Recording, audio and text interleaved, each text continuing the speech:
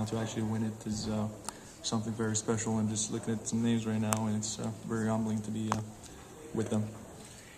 When you were first nominated, and what goes through your mind, and did you prepare for actually winning it? How do you prepare for something like this? Honestly, I didn't really worried about it or thought about it until today, just because I had to prepare a speech and I don't really like them. So that's the only reason why. But otherwise, I was just, like I said, honored. But I have to, give all the credit to my teammates and they're the reason why I'm here and making me a better player. You said over and over what you just said about your teammates and how it was the team sport, but actually having won it, does it feel a little more special than you might have thought? Yeah, it does feel special, obviously. It's, playing both sides of the rink is something that I take a lot of pride in, something that's the way I learned to play hockey, and to actually win an award that, that's given to the best defensive forward or two-way forward is something very special.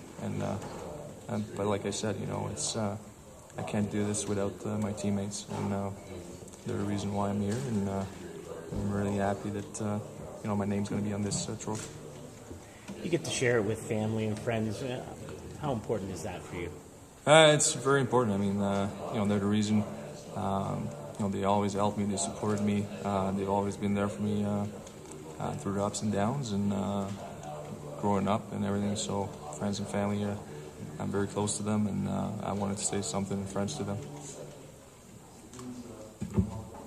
Bergeron, any names on that trophy kind of stick out in your mind? Well, I'm just looking right here, and it's only one side of it, and it's Brindamore, Datsuk, Lettinen, all guys that Pavel's still in the league, and he's great, but all guys that I watched on TV, and Fedorov, it's pretty impressive, and also very humbling, like I said, and it's an honor, and very happy. How far you've come since back when you were injured. Obviously, last year was the pinnacle, but this is pretty special in that sense. Yeah, it's it's hard to. Sometimes you almost have to do it and look back and of what you've accomplished and what you've done over the past years, and I guess when you look at it, it's I'm very happy, and I was always confident that I could come back from my injury, and but last year was the ultimate to win the Stanley Cup. It was a dream come true, and now to win the Selke is something I'm very proud of, and like I said, I always believed, but it's nice to get recognized and realizing that my game is back and maybe better to where it was before, and I want to just keep improving. As the league's top defensive player, what can you say about Malkin? Did you vote for him for the Lindsay? Yeah, I did vote for him this year. You're right. I mean, my job is to play against him when we play Pittsburgh, or Sid, and it's not easy. They're the two great players, and Malkin is. Sid was out for some part of the year, and I was up again against Malkin, and it's just his size and his speed, but also the way that he protects the puck. But he can do, so many things and moves on the ice that you need to be aware of at all times. Was he better this year than he was even in the past? Yeah. And, that's what you want as a player. You want to improve, and I think he's done that. Bergie, you said this is the way you learn to play the game. Can you think of instances in your youth hockey or midget or anywhere where that began to sort of galvanize?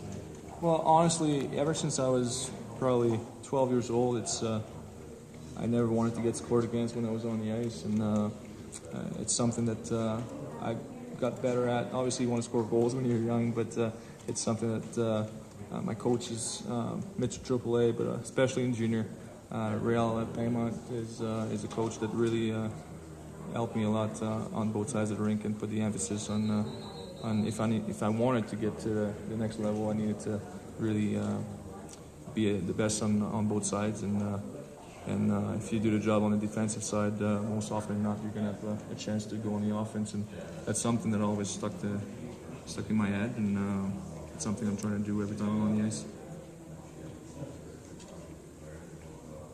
You spoke about Malkin and Crosby. Who are some other matchups that come to mind as some of the toughest ones that you? These two are obviously the top of my list. It's hard when you don't go flush out west, but you know, I'm thinking of guys like Richards and Brad Richards in New York, and guys with speed like Kovalchuk, and there's a lot of great players. I mean, it's hard. I'm not going to name them all, but I really think that Sid is probably on the top of my list with Malkin.